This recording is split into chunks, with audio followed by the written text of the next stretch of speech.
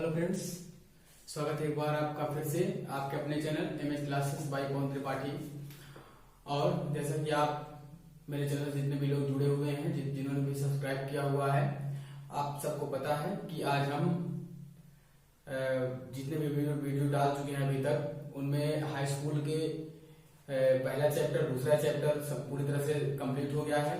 तीसरा चैप्टर शुरू है जिसमें हम 3.3 तक पहुंच चुके हैं। आज जो हम वीडियो बनाने जा रहे हैं वो 3.4 का है। और कक्षा 11 की जो वीडियोस हमने बनाए हैं अभी तक, 3 वीडियोस बनाए हैं। उसमें पहला वीडियो में समुच्चय का परिचय है, दूसरे वीडियो में उसकी एक्सरसाइज है 1.1, 1.2, 1.3 की, और तीसरे वीडियो में 1.4 की एक्सरसाइज है। अगली जो एक्सरसाइज हम लेकर आएंगे उसमें 1.5 की लेकर आएंगे।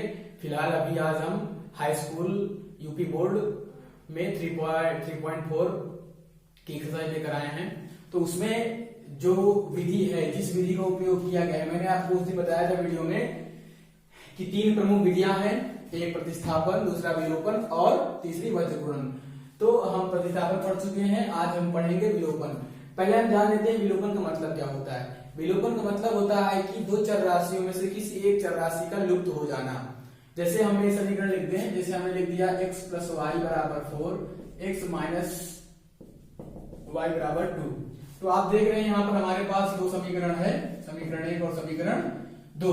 यहां से हम को किसी एक राशि को लुप्त करेंगे, एक राशि लुप्त हो जाएगी और जो दूसरी राशि बचेगी उसको हम हल करके उस चर राशि का मान निकालेंगे। उस चर राशि का मान निकाल के किसी भी समीकरण में रखेंगे तो जो लुप्त राशि हुई है उसका मान निकल करके आएगा।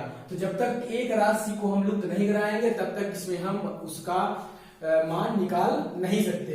तो विलोपन का मतलब होता है किसी एक राशि का जो है लुप्त हो जाना, किसी एक राशि का लुप्त हो जाना। इसमें साथ ज्यादा समय वेस्ट न करते हुए हम सीधा चलते हैं अपने चैप्टर की तरफ, क्योंकि जो उदाहरण हम बताएंगे उस तरह के सवाल भी उसमें, तो उससे अच्छा है कि हम चैप्टर देख लें, हमें उसी से समझ में आ जाएगा। पहला सवाल हम देख लेते हैं। निम्न समीकरणों के युग्म को विलोपन विधि तथा प्रतिस्थापन विधि से हल कीजिए। अब देखिए यहाँ पे ये जो चैप्टर है, इसमें हमें जो सवाल है उस सवाल को हमको विलोपन विधि से भी हल करना है और प्रतिस्थापन विधि से भी हल करना है। तो पहला सवाल हम देख लेते हैं।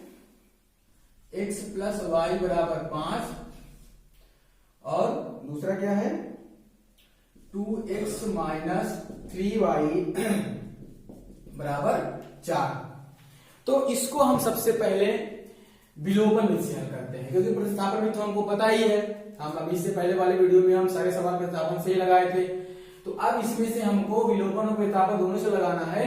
तो सबसे पहले विलोपन से लगाते हैं। विलोपन में देखिए लगाने के लिए हमने कहा कि एक चर राशि का हमको एक चर राशि को लुप्त कराना पड़ेगा, लेकिन लुप्त कराने के लिए हमको उसको समान राशियों में परिवर्तित करना पड़ेगा। चिन्ह भले विपरीत हो लेकिन समान राशियों में हमको उसको परिवर्तन करना पड़ेगा। जैसे हमारे पास पहला समीकरण x प्लस वाई बराबर 5 है, दूसरा समीकरण है 2x माइनस 3y बराबर 4। एक बात और ध्यान रखिएगा कि हम समीकरण में, किसी भी समीकरण में थोड़ी सी भी हरकत करेंगे, उसमें थोड़ा सा भी बदलाव करेंगे तो हमें समीकरण की अगली गिनती प्राप्त हो जाएगी। अर्थात समीकरण 2 है तो 3 बनेगा, फिर कुछ करेंगे तो 4 बनेगा, फिर कुछ करेंगे तो 5 बनेगा। बहुत सारे हमारे सामने ऐसे क्वेश्चंस आएंगे जिसमें हमारे समीकरण 6, 7, 8 बनेंगे। वो हम त्रिकोणमिति पढ़ेंगे जब हम सूत्रों को सिद्ध कराएंगे। तो अभी फिलहाल हम इस क्वेश्चन देख लेते हैं। हमको इस सबसे पहले हमें इन समीकरणों को संतुलित करना है। संतुलित करने का मतलब है कि कोई एक चर राशि को हमको दोनों समीकरणों की आपस में बराबर करना है। तो बराबर करने के लिए चाहे इसमें 2 से गुणा करा दीजिए और चाहे इसमें 3 से करा दीजिए। 2 से करा देंगे तो 2x आ जाएगा और 3 से करा देंगे तो 3y आ जाएगा। तो ये जो समीकरण है, ये दोनों समीकरण आपस में क्या हो जाएंगे, संतुलित हो जाएंगे। तो यहां पर हम समीकरण 1 में 3 से गुणा कराने पर, जब आप गुणा कराओ क्या हो जाएगा, 3x प्लस 3y बराबर 3 बचे 15। समीकरण 3 बन गया। जैसा कि मैंने कहा था कि हम थोड़ा सा बदलाव करेंगे तो अगला समीकरण बन जाएगा। अब आप देख रहे हैं कि ये जो चर राशि 3y है और यहाँ भी 3y है, ये राशियां बराबर हो गई। राशियां बराबर है लेकिन इनका चिन्ह विपरीत है। अब इसको हम हल कर लेंगे। तो यहां पर लिखिए समीकरण 2 व 3 को हल करने पर, ठीक है ना। अब हम समीकरण लिख लेते हैं। तो 2x माइनस 3y बराबर 4 और 3x माइनस 3y बराबर क्या हो जाएगा, ये आपका 15, समीकरण 3। यही है विलोपन विधि। अब एक बात आप ध्यान रखिए कि आप यहां पर देखिए कि ये दो राशियां हैं, ये दोनों समान हैं। ये राशियां दोनों क्या है, समान है, लेकिन इनके जो चिन्ह हैं वो विपरीत हैं। मतलब समान राशियां विपरीत चिन्ह जब भी होगा तो वो समीकरण क्या होगा, जोड़ने पर होगा। हम यहां लिखेंगे ऐसे ही, एग्जाम में भी आपको ऐसे ही करना है। अगर अभी बाय द वे जैसे यहां प्लस है, यहां माइनस होता, ठीक है ना, तो हम इनका चिन्ह बदलने के लिए घटाने पर कर दे, समान राशि समान चिन्ह हो जाता, तो इसको हम हल करने के लिए घटाने पर कर देते, और जब घटाने पर कर देते तो इसके नीचे के सारे चिन्ह आपस में बदल जाते, तो तब इन राशियों को हम हल कर सकते थे। फिलहाल हमारे पास धन चिन्ह है, तो उससे हमने यहाँ पर जोड़ने पर कर दिया, और धन और ऋण आपस में ये कैंसिल आउट हो गया। तो जब ये आपस में कर दिया तो हमारे पास ये बचा। अब चूंकि जोड़ने पर है तो 2 और 3 क्या हो जाएगा, 5x हो जाएगा, ठीक है ना। और ये 15 4 क्या हो जाएगा, 19 हो जाएगा। x बराबर हो जाएगा हमारा 19/5। तो x का हमारा जो मान निकल करके आया है वो क्या आया है, 19/5 आया है। अब x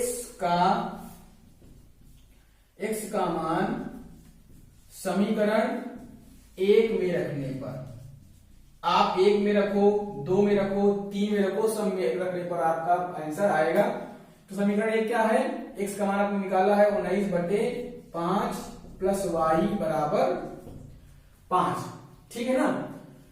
उसके बाद फिर अब आप इसको उधर ले जाइए तो y बराबर हो जाएगा 5 माइनस 19/5। तो y बराबर क्या हो जाएगा, इससे गुणा करा देते हैं तो 25 माइनस 19/5, तो हो जाएगा आपका ये y बराबर, इसको हल कर लीजिए, 25 से 19 कितना बचेगा, 6/5। तो यहां से आपने देखा कि हमने विलोपन विधि का उपयोग करके x का और y का दोनों का मान प्राप्त कर लिया था। दोनों चर राशियों का मान हमने प्राप्त कर लिया है। बहुत कठिन नहीं है और न बहुत कुछ इसमें ज्यादा बहुत कुछ करना पड़ा हमें, बहुत आसान तरीके से इसको हमने हल किया। सबसे पहले हमने समीकरणों को लिखा, अब हमने देखा कि इसको संतुलित करने के लिए हमें इसमें 3 से गुणा करा दें तब समीकरण संतुलित हो जाएगा। हम इसमें 2 से भी गुणा करा सकते थे, ठीक है ना। कभी कभी ऐसी आवश्यकता पड़ जाती है कि हमको क्रॉस मल्टीप्लिकेशन कराना पड़ता है, अर्थात अगर इसमें 2 से कराएं इसमें 3 से कराएं, इसमें 3 से कराएं इसमें 2 से कराएं, ऐसा होता है। आगे अगर ऐसे क्वेश्चन आएंगे तो हम हल करके आपको दिखाएंगे। उसके बाद जब हमने इसमें गुणा कराया 3 से, जब हमने इसमें गुणा कराया तो उसके बाद 3 से गुणा कराने के बाद ये हमारा 3x हो गया, ये 3y हो गया, और ये गुणा करने पर 15 हो गई। ये इसमें कोई परिवर्तन हमने नहीं किया। अब चूंकि समान राशियां विपरीत चिन्ह जोड़ने पर हो जाएगा, ये आपस में कट जाएंगे, ये जुड़ जाएंगे, और इस तरह से हमने x और y का मान प्राप्त कर लिया। सवाल जब लगाने लगे तो ये नोट करने की चीज नहीं, इसको आप समझ लीजिए, उसके बाद अपनी कॉपी में खुद से आप ये कर सकते हैं। जो सवाल आपको ज्यादा टफ लगे उसको आप नोट भी कर लिए कि जैसे जैसे मैं लिखता चलूं वैसे वैसे आप भी लिखते चले। तो ये तो हो गई विलोपन विधि। अब इसी सवाल को वो कह रहा है कि प्रतिस्थापन और विलोपन दोनों से लगाओ, तो अब हम इसी सवाल को प्रतिस्थापन विधि से लगाते हैं, ठीक है ना। अब इसी को हम प्रतिस्थापन से लगाते हैं। प्रतिस्थापन विधि आप इसके पहले पढ़ चुके हैं कि प्रतिस्थापन विधि क्या है, तो अब हम प्रतिस्थापन देख लेते हैं। समीकरण 1 से तो x बराबर क्या हो जाएगा, 5 माइनस y, समीकरण 3 हो गया। समीकरण 3 से यहां लिख लीजिए प्रतिस्थापन विधि। समीकरण 3 से x का मान समीकरण 2 में रखने पर, ठीक है ना। अब मान हम यहां रखते हैं, तो 2 गुणे 5 माइनस y माइनस 3y बराबर 4 गुणा करा दें तो 10 माइनस 2y माइनस 3y बराबर 4 हो जाएगा। ये 10 माइनस 5y बराबर 4 हो जाएगा, माइनस 5y बराबर हो जाएगा कि आपका 4, और ये माइनस 10 हो जाएगा। तो माइनस y बराबर क्या हो जाएगा, माइनस 6 हो जाएगा, माइनस माइनस आपस में कैंसिल आउट हो जाएगा, तो y बराबर क्या आ जाएगा 6/5, जो कि अभी बिल्कुल आपने देखा था, हमने निकाला था। देखिए हम विलोपन विधि का उपयोग करें, प्रतिस्थापन विधि का उपयोग करें, या फिर बजगुणन विधि का उपयोग करें, या स्थिराचार का, किसी का हम अगर किन्हीं चर राशियों का मान निकाल रहे हैं तो उन सबका मान आपस में क्या आएगा, बराबर ही आएगा, किसी भी से हम लगाएंगे तो। अब y का मान आ गया 6/5, यहां पर दीजिए y का मान समीकरण, अब आप कहीं भी रख दो, एक में रख दो। एक बात आप याद रखिएगा कि प्रतिस्थापन विधि में जिस समीकरण से आप वैल्यू निकालेंगे उस मान को उसी समीकरण में रखेंगे, नहीं तो 0 हो जाएगा फैक्टर, ठीक है ना। जैसे हमने समीकरण 1 से निकाला है, उसको हम 2 में रखेंगे, 2 से निकाले हैं तो 1 में रखेंगे, y का मान समीकरण 1 में, ठीक है ना। तो x प्लस y का मान 6/5 है, बराबर क्या लिखा हुआ है 5, इसको आप उधर भेज दें तो 5 माइनस 6/5 हो जाएगा। इसको जब आप हल करोगे तो हो जाएगा 25 और माइनस 6/5, 25 से 6 निकालोगे क्या आ जाएगा 19/5, जो कि हमने x में अभी इससे पहले x का मान हम निकाले थे। तो इस तरह आपने देखा कि हमने विलोपन विधि और प्रतिस्थापन विधि दोनों से इन समीकरणों को हल किया। हल करने के बाद हमने चर राशियों का मान निकाला और हमें ये ज्ञात हुआ, हमने देखा कि दोनों ही स्थितियों में, दोनों ही विधियों में हमें x और y के समान मान प्राप्त हुए। अब आपको इसमें बताना है कौन सी विधि ज्यादा उपयुक्त है, तो उस विधि को बताने के लिए अब आप ये डिसाइड करोगे, जब आप इसको लगाओगे, विलोपन हल करोगे, प्रतिस्थापन हल करोगे, उसके बाद तब आप बताओगे कि हाँ कौन सी विधि हमारे लिए उपयुक्त है।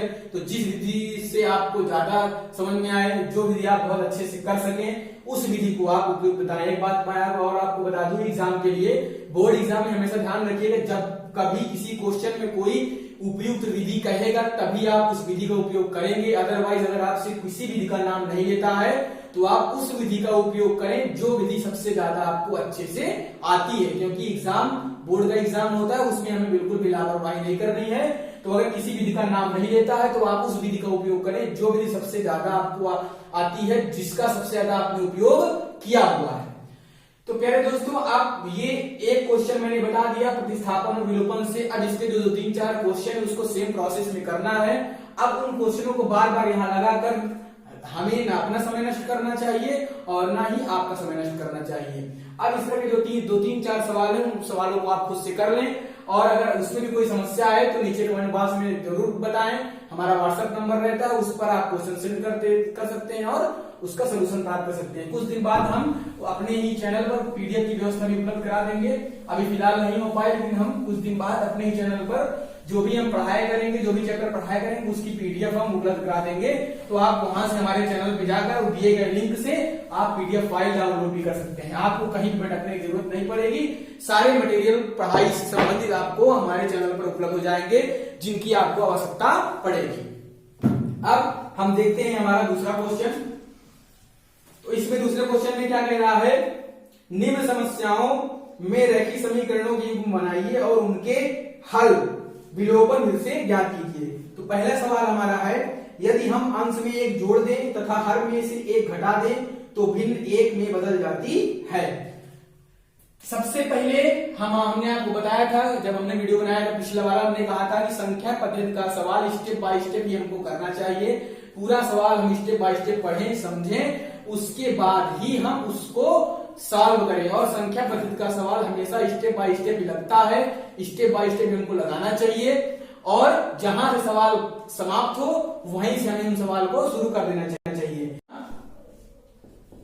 माना भिन्न बराबर भिन्न का अंश बराबर x और हर बराबर y तथा भिन्न बराबर क्या हो जाएगा x/y।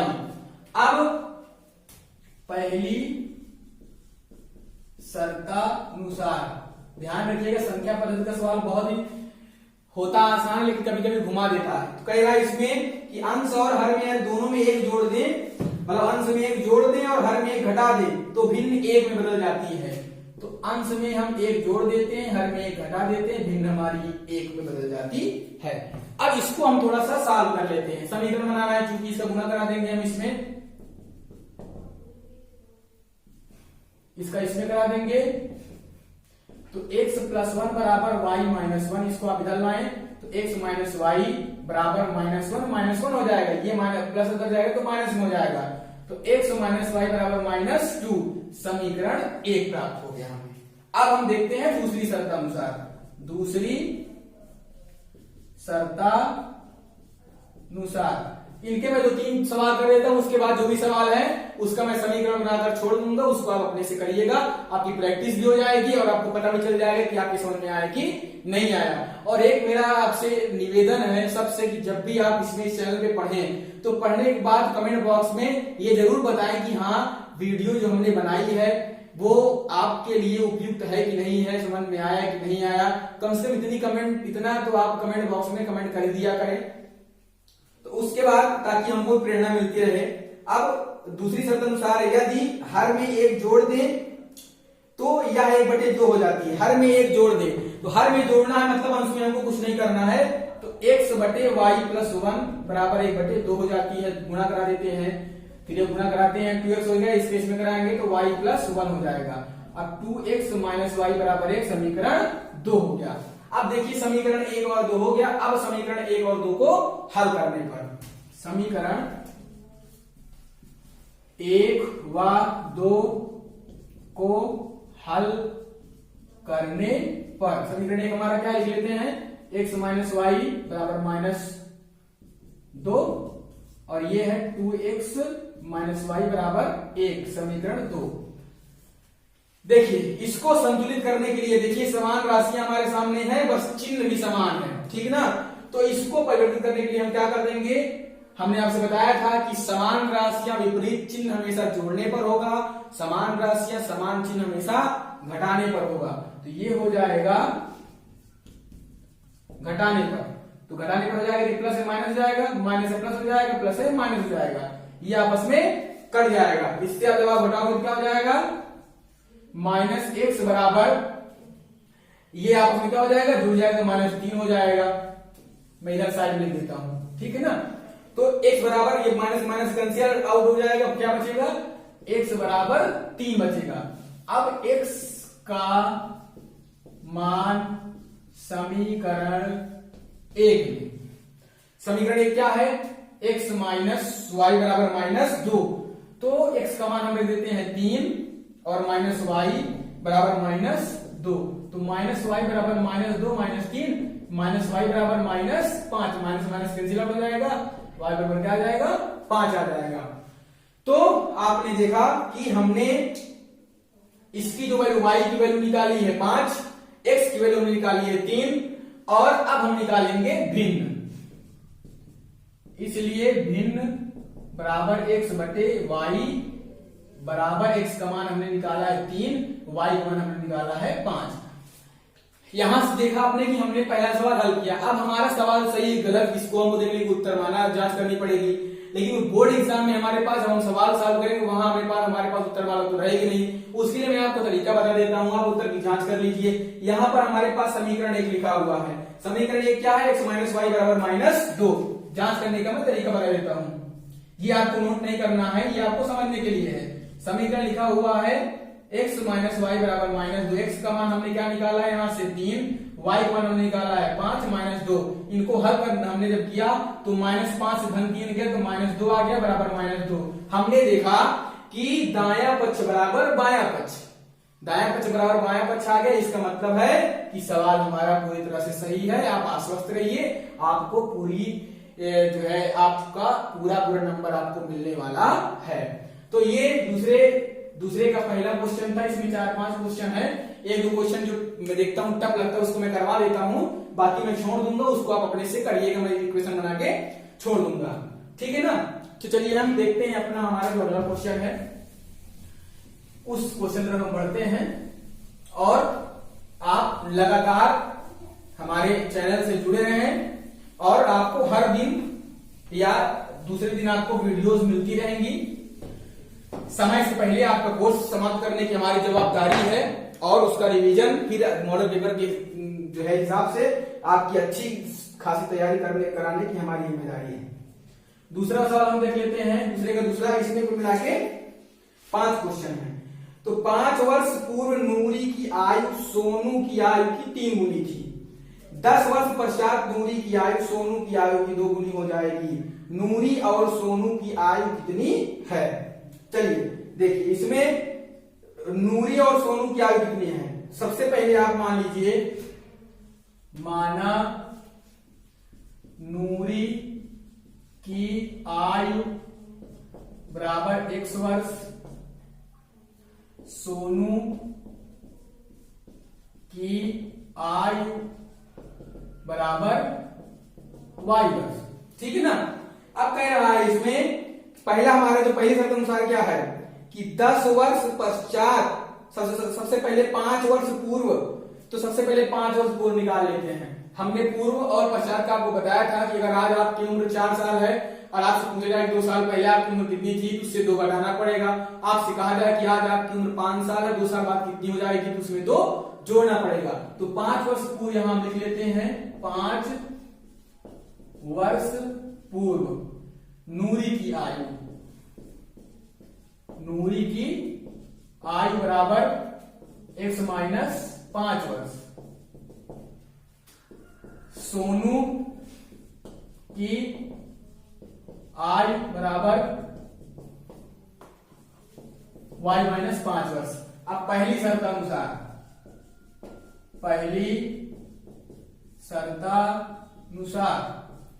अब कह रहा है कि देखिए, जब भी आप प्रश्नानुसार लिखें तो दोनों पक्षों को पहले आप बराबर लिख लें।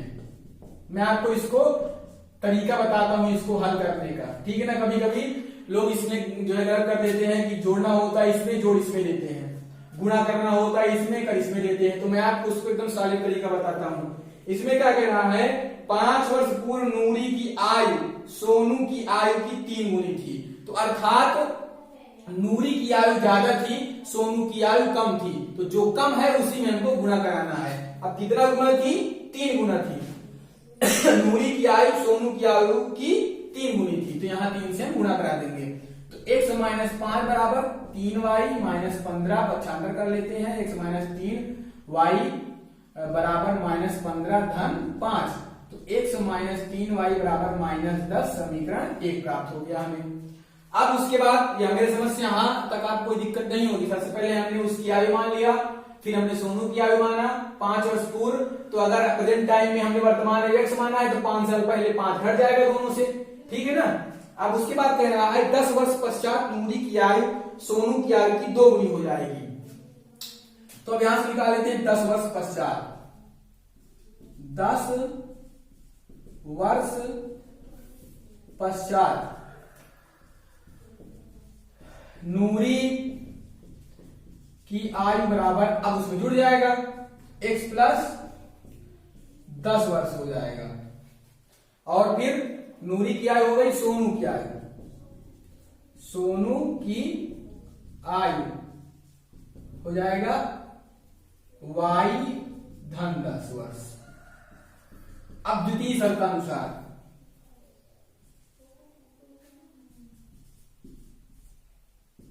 द्वितीय शर्तानुसार अब क्या, पहले दोनों पक्षों को लिख लेते हैं, x प्लस 10 बराबर y प्लस 10। कह रहा है कि 10 वर्ष पश्चात नूरी की आयु सोनू की आयु की 2 गुनी हो जाएगी। तो तब भी यही बढ़ेगा, कितना बढ़ेगा? 2 से x को गुणा करा दें आप, तो x प्लस 10 बराबर 2y प्लस 20 हो जाएगा। x माइनस 2y बराबर 20 माइनस 10 हो जाएगा।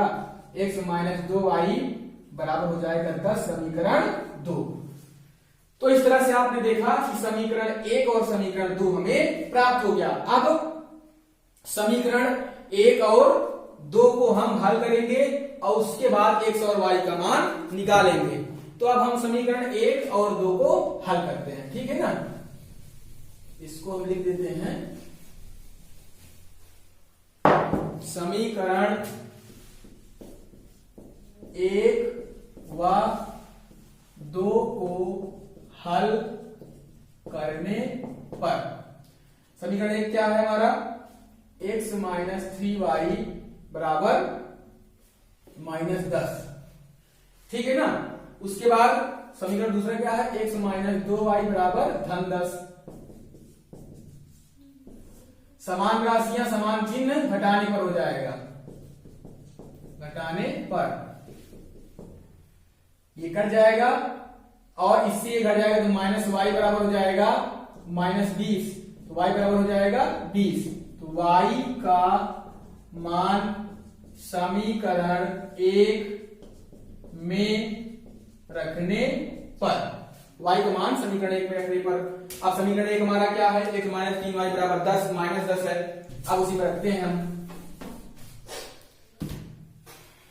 तो हमारा समीकरण 1 क्या है, x माइनस 3y, तो x माइनस 3 गुणे 20 बराबर -10, x माइनस 60 बराबर -10 हो जाएगा और x बराबर हो जाएगा -10 धन 60, x बराबर हो जाएगा 50।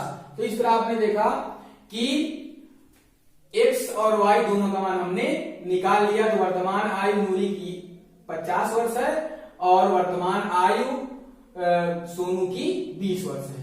तो इस तरह से हम जो है इसको हल कर लेंगे और इसके आगे का फिर हम इसका जो भी क्वेश्चन होगा उसको हम करेंगे और उसको हल करने का काम आप करेंगे। तीसरा जो क्वेश्चन क्या कह रहा है, 2 अंकों की संख्या के अंकों का योग 9 है। इस संख्या का 9 गुना संख्या के अंकों को पलटने से बनी संख्या का 2 गुना है, वह संख्या ज्ञात कीजिए। तो माना इकाई का अंक बराबर y और दहाई का अंक बराबर x, संख्या बराबर 10x धन y। पहली शर्तानुसार क्या हो जाएगा, x प्लस y बराबर 9, समीकरण 1। दूसरी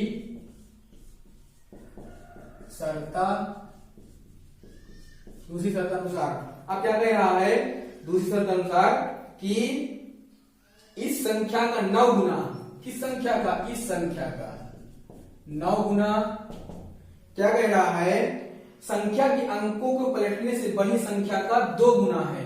तो इसको जब हम पलट देंगे तो 10y धन हो जाएगा x, इसका 2 गुना, इसको हम हल कर लेते हैं। 9 से गुणा कराइए, 9 हम 90x प्लस 9y बराबर 20y प्लस 2x। तो 90x और माइनस 2x फिर प्लस 9y माइनस 20y बराबर हो जाएगा 0 हो जाएगा, ठीक है ना। उसके बाद ये हो जाएगा हमारा, इससे हम घटाएंगे तो 88x हो जाएगा और माइनस 11y बराबर 0 या 8x माइनस y बराबर 0 समीकरण। तो r कैसे आया, हमने 11 कॉमन ले लिया तो 11 के 88 और 11 कम 11। तो पहला समीकरण हमारा बना x प्लस वाई बराबर 9 और दूसरा समीकरण हमारा बना 8x माइनस वाई। अब इसको आपको करना क्या है, इसको करना है आपको, देखिए यहां देखिए प्लस वाई यहाँ पर माइनस वाई है।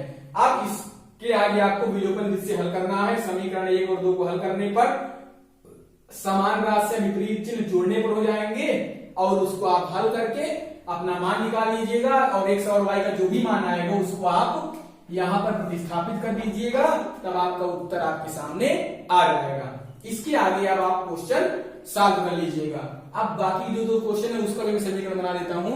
अगर ये क्वेश्चन आपके समझ में ना आया हो तो एक बार मैं फिर समझा देता हूं। कह रहा है कि एक संख्या है जिनके अंकों का योग 9 है और उस संख्या का 9 गुना और जो नई संख्या बनेगी उसके अंकों को पलटने पर उसका 2 गुना आपस में बराबर है। तो हमारी संख्या क्या है, 10 संख्या हमेशा याद रखिएगा जब भी ऐसे सवाल आए तो इकाई का अंक हमेशा आप x मानोगे, इकाई का अंक y मानोगे और दहाई का अंक हमेशा आप x मानोगे। संख्या हमारी 10x धन y हो जाएगी। इसका एक क्वेश्चन कभी कभी आ जाता है हर दूसरे साल। तो अब पहली शर्तानुसार x प्लस वाई बराबर 9 हो गया। दूसरी शर्तानुसार 10x धन वाई हमारी संख्या इसका 9 गुना बराबर 10 वाई धन x इसका 2 गुना। इसको हल करके हमने दूसरा समीकरण प्राप्त कर लिया। अब आपको इन दोनों समीकरणों की सहायता से इसको हल करके और x और y का मान निकाल करके यहाँ आपको रख देना है, तब आपका ये क्वेश्चन सॉल्व हो जाएगा। अब हम देखते हैं हमारा चौथा क्वेश्चन।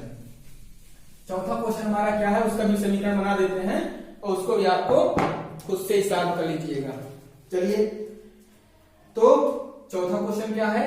चौथा क्वेश्चन है, मीना 2000 निकालने के लिए एक बैंक गई। उसने खजांची से 50 रुपए तथा 100 रुपए के नोट देने के लिए कहा।